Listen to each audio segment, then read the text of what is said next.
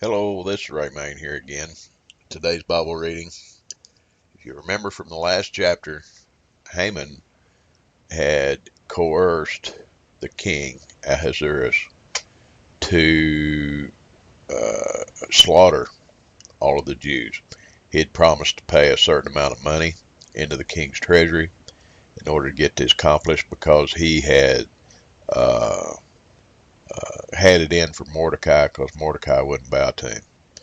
However, he doesn't know that the queen, Esther, is a Jew herself. So we're going to continue with this saga today, find out what happens. The book of Esther, chapter 3.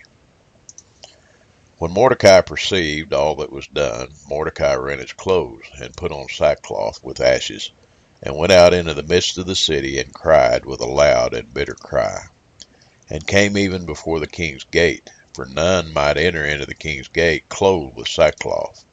And in every province, whithersoever the king's commandment and his decree came, there was great mourning among the Jews, and fasting, and weeping, and wailing, and many lay in sackcloth and ashes. So Esther's maids and her chamberlains came and told it her. Then was the king exceedingly grieved, and she sent raiment to clothe Mordecai, and to take away his sackcloth from him, but he received it not. Then called Esther for Hatach, one of the king's chamberlains, whom he had appointed to attend upon her, and gave him a commandment to Mordecai to know what it was, and why it was. So Hatach went forth to Mordecai unto the street of the city, which was before the king's gate. And Mordecai told him of all that had happened unto him, and of the sum of the money that Haman had promised to pay to the king's treasuries for the Jews to destroy them. Also he gave him a copy of the writing of the decree that was given at Shushan to destroy them, to show it unto Esther, and to declare it to her, and to charge her that she should go in unto the king to make supplication unto him, and to make request before him for her people. And Hatach came and told Esther the words of Mordecai. Again Esther spoke unto Hatach, and gave him commandment unto Mordecai. All the king's servants and the people of the king's provinces do know that whosoever, whether man or woman, shall come in unto the king into the inner court, who is not called, there is one law of his to put him to death, except such to whom the king shall hold out the golden scepter, that he may live. But I've not been called in to come into him these 30 days. And they told Mordecai Esther's words. Then Mordecai commanded to answer Esther, Think not with thyself that thou shalt escape in the king's house more than all the Jews. For if thou altogether holdest thy peace at this time, then shall their enlargement and deliverance arise to the Jews from another place. But thou and thy father's house shall be destroyed. And who knoweth whither thou art come to the kingdom for such a time as this? Then Esther bade them return Mordecai this answer. Go, gather together all the Jews that are present in Shushan, and fast ye for me, and neither eat nor drink 3 days, night or day.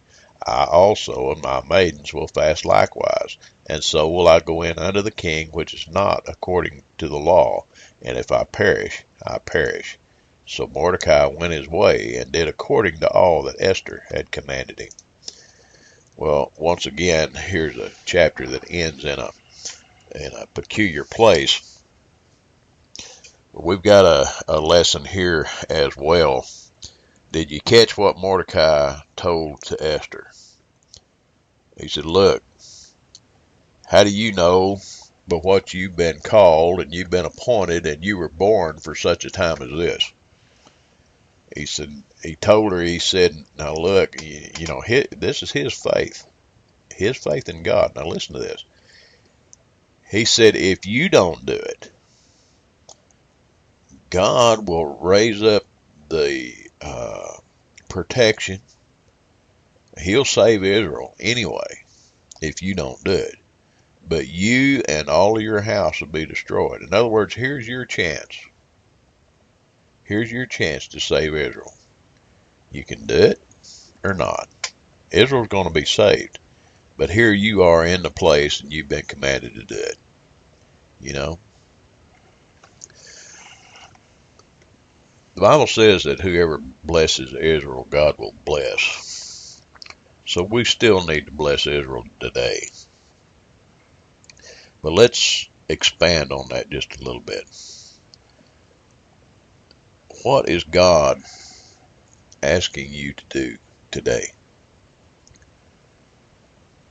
What part of his plan do you have? Now, you may think that you don't have any part of his plan.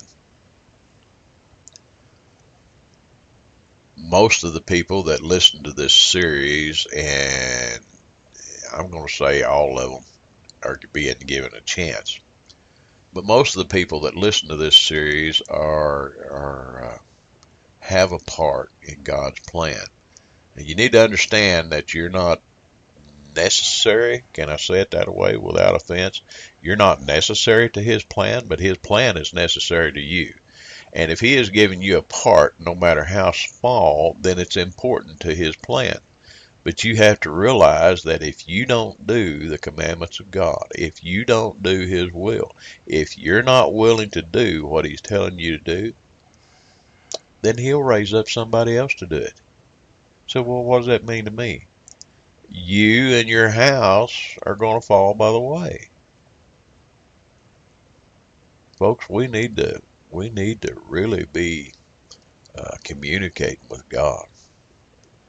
We really need to be listening. You know, part of communication, one thing is telling your side of the story, so to speak, in your prayers and all like that, but you need to be listening too. If you don't listen, how are you going to hear God?